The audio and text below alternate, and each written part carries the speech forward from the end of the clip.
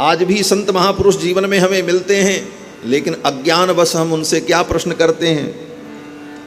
बोले महाराज हमारी फैक्ट्री कैसे चलेगी, हमारा कारोबार कैसे चलेगा, बेटे की शादी कैसे होगी, बेटी की शादी कैसे होगी। ये दुनिया के सांसारिक प्रश्नों का उत्तर और समाधान हम उन संतों से पूछते हैं। यथार्थ में ऐसे संत महापुरुषों के चरणों में पहुंचकर आत्म जिज्ञासा, परमात्म जिज्ञासा प्रकट करनी चाहिए, सांसारिक प्रश्नों को नहीं करना चाहिए। ऐसे प्रश्नों से उनका भी महत्वपूर्ण समय बर्बाद होता है और तुम्हारा तो बर्बाद ही हो रहा है। इसलिए महापुरुषों के समय को बर्बाद नहीं करना चाहिए, उनके समय का सदुपयोग करना चाहिए, आत्मकल्याण के विषय में प्रश्न करना चाहिए। सुखदेव जी बड़े प्रसन्न हुए। सुखदेव जी ने राजा परीक्षित को साधुवाद दिया और कहा, राजन तुम धन्य हो, तुम चिंता मत करो, मैं तुम्हें भगवान की मंगलमयी कथा सुनाऊंगा।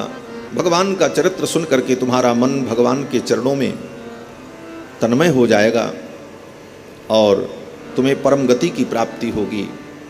और श्री सुखदेव भगवान संसार की अनित्यता का और इस शरीर की अनित्यता का उपदेश करते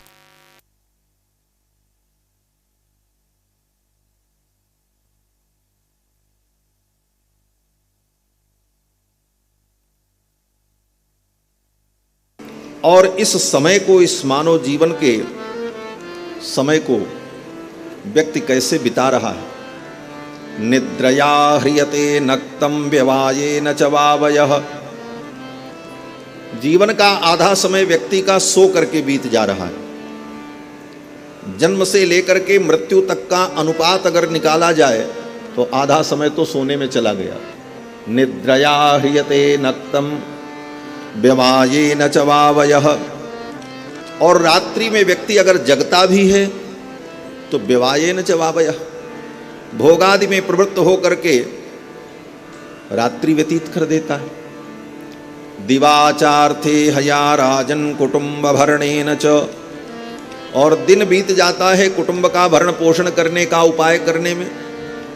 परिवार का पोषण कैसे हो, धन कहाँ से आवे, कैसे रोजी रोटी चले, इसका विचार करते करते दिन बीत जाता है। रात्रि सो करके और भोग में बीतती है और दिन धन संग्रह में, व्यापार कारोबार में बीतता है। इसी प्रकार रात दिन करते पूरा जीवन बीतता चला जा रहा है। निद्रया ह्रियते नक्तम व्यवायेन च वावयः। दिवाचार्थे हया राजन कुटुंब भरणेन वा। और इसके बाद भी संसार के प्राणियों को मरते हुए देखकर कब कौन कहाँ मर जाए कोई ठिकाना नहीं, कब किसकी मृत्यु आ जाए। इस संसार में बूढ़े भी मरते हैं, जवान भी मरते हैं, बच्चे भी मरते हैं। संसार की इस अनित्यता को, जीवन की अनित्यता को देखते हुए भी व्यक्ति सावधान नहीं होता। तेषाम प्रमत्तो निधनम पश्यन्नपि न पश्यति। संसार को मरते हुए देख करके भी प्राणी को लगता अभी तो हम रहेंगे, हम थोड़ी मरेंगे, हमारे साथ ऐसा थोड़ी होगा। यही अज्ञान है। बंधुओं, सुखदेव जी महाराज कहते हैं, हे राजन, इस जीवन का परम लाभ क्या है? ये जीवन मिला, इसका वास्तविक लाभ क्या है? इस पर विचार करना चाहिए। जीवन का लाभ ये नहीं है कि हम पढ़ लिख करके बड़े योग्य बन गए, किसी योग्य पद को प्राप्त कर लिया, उस पद पर रह करके समाज में सम्मान प्राप्त किया, धन प्राप्त किया, फिर एक हमारा परिवार हुआ, उस परिवार का हमने भरण पोषण किया, पुत्र पौत्र आदि मिल गए और इस प्रकार हमारा घर सज गया। यही जीवन की सफलता और यही जीवन की उपलब्धि नहीं है। इसको ही हम जीवन की उपलब्धि मान करके बैठे हैं कि यही जीवन की बहुत बड़ी उपलब्धि है और ये मैंने कर लिया। लेकिन यथार्थ में जीवन का लाभ क्या है? इस जीवन को जो हम जी रहे हैं, इसका वास्तविक फल क्या है, इसका लाभ क्या है? तो सुखदेव जी कहते हैं कि जन्म लाभ पर पुंसाम अंते नारायण स्मृति। जीवन का परम लाभ यह है कि जब हमारे जीवन का अंतिम क्षण आवे,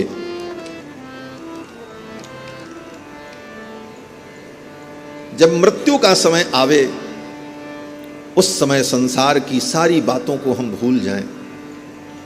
पुत्र, परिवार, धन संपत्ति, पद प्रतिष्ठा, संसार की सभी बातें हमारे चित्त से हट जाएं और एकमात्र भगवान नारायण की स्मृति हमें हो, और भगवान नारायण की स्मृति में हम अपने जीवन की अंतिम सांस को लें। यही जीवन का परम लाभ है। जन्मलाभ पर पुंसाम अंते नारायण स्मृति। अंत में भगवान नारायण की स्मृति हो, यही जीवन का परम लाभ है। आप कहोगे महाराज तो ये तो अंतिम दिन की बात है, बाकी जीवन में जो कर रहे हैं वो तो ठीक ही चल रहा। फिर अंतिम दिन देखा जाएगा, उस समय भगवान का स्मरण हम कर लेंगे। लेकिन ऐसा नहीं है। आप जीवन भर संसार के सारे प्रपंच को रचते रहो और ये सोचो कि अंतिम समय में भगवान का स्मरण हो जाएगा, तो असंभव है, नहीं होगा। बड़े बड़े योगी मुनि महात्मा इसके लिए साधन करते हैं। जन्म जन्म मुनि जतन कराही, अंतराम कही आवत नहीं। अंतिम समय में भगवान की स्मृति होना कितना कठिन है। जब मृत्यु का समय आता है, शरीर की 72,000 नाड़ियां फटने लगती हैं। आत्मा तो अत्यंत सूक्ष्म है, लेकिन आत्मा का जो धर्मभूत ज्ञान है, वो धर्मभूत ज्ञान शरीर के एक एक नाड़ियों में व्याप्त रहता है। उस धर्मभूत ज्ञान के द्वारा ही आत्मा हृदय प्रदेश के एक हिस्से में रहते हुए शरीर के सारे अंगों से विषयों का अनुभव करती रहती है। आत्मा तो अत्यंत सूक्ष्म है। बालाग्र सतभागस्य सतधा कल्पितस्य च। बाल की नोक का अग्रभाग, बाल की नोक, उसके 100 टुकड़े, फिर उस एक टुकड़े के 100 टुकड़े करो। जितना सूक्ष्म होगा उतनी सूक्ष्म आत्मा। और वो कहाँ? बोले हृदय प्रदेश में। और उतनी सूक्ष्म आत्मा हृदय प्रदेश में रहते हुए अपने धर्मभूत ज्ञान के द्वारा पूरे शरीर में व्याप्त होकर शरीर के माध्यम से सुख दुख का अनुभव आत्मा करती रहती। बाल के ऊपर एक मक्खी बैठ जाए तो उस मक्खी के बैठने की अनुभूति, अनुभव आत्मा को एक क्षण में, क्षणार्ध में तुरंत आत्मा को संकेत होता है। आत्मा तो हृदय प्रदेश में, लेकिन अपने धर्मभूत ज्ञान के द्वारा आत्मा को इन विषयों का अनुभव होता रहता है। जब शरीर छूटने का समय आता है तो लोग कहते हैं ना कि आत्मा को बड़ी पीड़ा होती, आत्मा को दुख का अनुभव होता है। जन्मत मरत दुसह दुख होई। बोले क्या दुख? इतनी सूक्ष्म आत्मा शरीर के किसी रोम छिद्र से निकल जाए। इतनी सूक्ष्म आत्मा को शरीर से निकलने के लिए कोई कठिनाई तो नहीं होनी चाहिए, क्योंकि जो इतना सूक्ष्म है वो शरीर के किसी भी रोम छिद्र से बाहर हो जाए, उसे कोई रोक नहीं सकता। और इस विषय को वेदांत में उत्क्रांति गत्यागति नाम सूत्र के माध्यम से वेदव्यास जी ने ब्रह्म सूत्र में प्रतिपादित किया है। इतना सूक्ष्म जीवात्मा अनेक लोकों में जाता है, शरीर से उत्क्रमण करता है, उसकी उत्क्रांति होती है। तो शरीर के किसी रोम छिद्र से वो आत्मा निकल जाए, उसे कोई पीड़ा नहीं होनी चाहिए। तो कहते नहीं, आत्मा तो अत्यंत सूक्ष्म है, लेकिन पीड़ा माने दुख, और जो सुख है जिसको हम सुख कहते हैं, आनंद कहते हैं, वो सुख और दुख दोनों अनुभवात्मक। सुख और दुख ज्ञानात्मक है, इसका ज्ञान होता है आत्मा। सुख कोई ऐसी अलग वस्तु नहीं है, दुख कोई अलग वस्तु नहीं, अपितु दुख सुख का अनुभव ज्ञान आत्मा को होता है। और वो सूक्ष्म आत्मा अपने धर्मभूत ज्ञान की व्यापकता से सुख दुख का अनुभव करती है। अब 50 वर्ष से, जब से जन्म हुआ, जब से जीव इस शरीर में आया, तब से इस शरीर में अपने धर्मभूत ज्ञान को फैलाकर वो जीवात्मा सुख दुख का अनुभव करता रहा। अब शरीर से जब निकलने का समय आया तो उस धर्मभूत ज्ञान को समेटने में उसको इतनी कठिनाई होती है। जैसे आप किसी किराए के मकान में रहो, कई कमरे का मकान हो, उसमें सब सामान आपका फैला हो, सारी व्यवस्था आपने कर ली है, और अचानक आपको सूचित किया जाए कि इसी क्षण आप इस घर को खाली कर दो, आप कितने व्याकुल होगे कि कौन सामान कहाँ ले जाएं, क्या करें, कैसे करें। आदमी परेशान हो जाए। उसी प्रकार आत्मा का जब उत्क्रमण होता है तो इस शरीर में वर्षों से जो उसकी व्याप्ति थी, अपने ज्ञान के द्वारा इसे अपना मान करके इसके माध्यम से सुख दुख का अनुभव करता था, उस आत्मा को अपने ज्ञान का संवरण करने में इतनी कठिनाई होती है। इसी दुख का वर्णन किया गया है, जन्मत मरत दुसह दुख होई। और कोई अलग से दुख थोड़ी होता कि उसको कोई मार रहा है, पीट रहा है। आत्मा तो निर्विकार है, लेकिन उसे ये जो अनुभूति होती है यही सुख दुख है। और उस समय इतनी भयंकर पीड़ा में, इस दुख में वो भगवान का कैसे स्मरण कर पाए। शरीर भी प्रतिकूल हो जाता है, वात पित्त कफ तीनों प्रकृति दूषित हो जाती है, और उस स्थिति में जीवात्मा भगवान का स्मरण कैसे करे। श्री कुलशेखर आलवार मुकुंदमाला स्तोत्र में कहते हैं, भगवान, हे कृष्ण, हे गोविंद, आपका नाम कृष्ण है, और कृष्ण का मतलब होता है कर्षतीति कृष्ण, जो खींच ले उसको कृष्ण कहते हैं। कर्षतीति, जो कर्षण कर ले। इसलिए हे कृष्ण, अपने नाम को सार्थक करो, मेरे मन को आप अपने तरफ खींच करके अपने चरणों में आज ही लगा लो। कृष्ण त्वदीय पद पंकज पंजरांतम अद्यैव में विशतु मानस राजहंसः। क्यों बोले, प्राण प्रयाण समये कफवात पित्तैः कंठावरोधन विधौ स्मरणम कुतस्ते। जब प्राण प्रयाण होगा, वात पित्त कफ तीनों दूषित हो जाएंगे, उस समय कंठावरोध हो जाएगा, हम आपका स्मरण कैसे कर पाएंगे। तो अंतिम समय में भगवान का स्मरण करना इतना कठिन है, तो क्या करना होगा। और यही जीवन का परम लाभ भी है। सुखदेव जी कहते, जन्म लाभ पर पुंसामंते नारायण स्मृति। तो अंतिम समय में भगवान की स्मृति हो, इसका उपाय क्या है। कठिन तो बहुत है, लेकिन असंभव नहीं है। तो इसका उपाय क्या है। कहते हैं, इसका उपाय यही है कि सावधान होकर के पूरे जीवन गोविंद का स्मरण करते चलो, भजन करते चलो, माला जपते चलो, गोविंद का नाम लेते चलो। करते करते करते करते जीवन में जब ये अभ्यास बना रहेगा तो यही अभ्यास काम आएगा, और अंतिम समय में भगवान का स्मरण होगा। वो एक दिन की कहानी नहीं है महाराज, पूरे जीवन की कहानी। पूरे जीवन अभ्यास करना पड़ता है। इसीलिए बचपन से ही इस अभ्यास में जीव को लग जाना चाहिए। प्रहलाद जी यही कहते हैं, कौमाराचरेत प्राज्ञो धर्मान् भागवतानिह।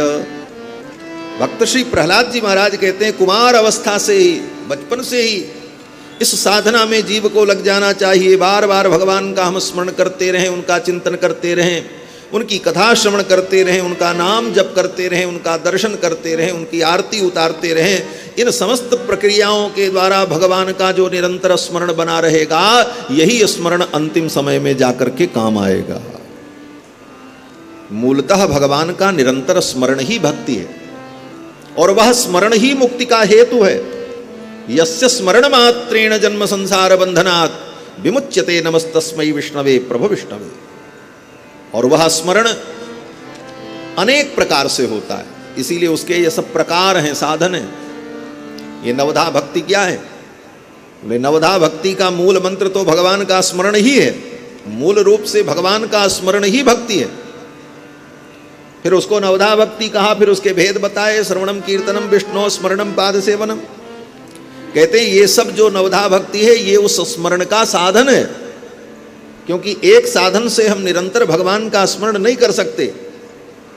श्रवणम, भगवान की कथा सुनने से भगवान का स्मरण होता है। आप कथा सुन रहे हो, इस समय दुनिया का विस्मरण है, केवल भगवान का ही स्मरण हो रहा है, भगवान की ही चर्चा हो रही। लेकिन कब तक करोगे? 3 घंटे, 4 घंटे, 5 घंटे, उसके बाद फिर मन नहीं लगेगा, क्योंकि शरीर थक जाएगा। कितना सुनोगे? 3 घंटे, 4 घंटे, 5 घंटे, फिर बाकी 18 घंटे क्या करोगे?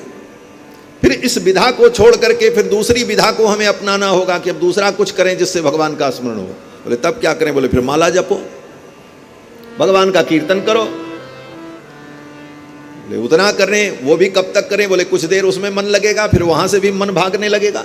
बोले तब? बोले फिर भगवान की पूजा में बैठ जाओ, थोड़ी देर पूजा करो, माला पहनाओ, तिलक लगाओ, ठाकुर का श्रृंगार करो, उनकी आरती उतारो, उस माध्यम से भगवान का स्मरण हो। बोले वो भी माध्यम कुछ देर चला, उसके बाद भगवान की अर्चना, पूजा, स्वाध्याय, इन समस्त माध्यमों से, मंदिरों में जाकर के भगवान का दर्शन, तीर्थ में भ्रमण, इन समस्त साधनों से हम बार बार अपने मन को भगवान में लगाते हैं कि जिससे भगवान का स्मरण बना रहे। और ये स्मरण की निरंतरता बनी रहे तो वही निरंतरता अंतिम समय में जाकर के काम आती है। जन्म जन्म मुनि जतन कराही, अंतराम कही आवत नहीं। सुखदेव जी कहते हैं, राजन मैं तुमको भगवान की कथा सुनाऊंगा और भगवान की कथा श्रवण करते करते तुम्हारा मन भगवान में तन्मय होगा और तुम्हें भगवान का स्मरण होता रहेगा। भगवान का स्मरण करते करते जीवन लीला को पूर्ण करोगे, तुम्हें भगवान की प्राप्ति।